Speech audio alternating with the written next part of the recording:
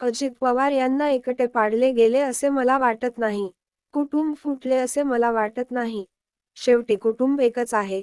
कुटुंब आणि राजकारण वेगळे ठेवले पाहिजे असा सल्ला योगेंद्र पवारांनी आज बारामतीच्या शरद पवारांच्या कार्यालयातील पत्रकार परिषदेत दिला आहे. दरम्यान योगेंद्र पवार पुढे बोलताना म्हणाले की, मला राजकारणात एक पायरी चढत वर जायला आवडेल. ग्राउंड लेव्हलवर काम केल्याचा अनुभव वरती काम करताना फायदेशीर ठरू शकतो. लोकसभेला सुळेंचा प्रचार करणार का असा प्रश्न विचारला असता ते म्हणाले की, लोकसभेच्या निवडणुकीसाठी 1 महिन्याचा कालावधी आहे.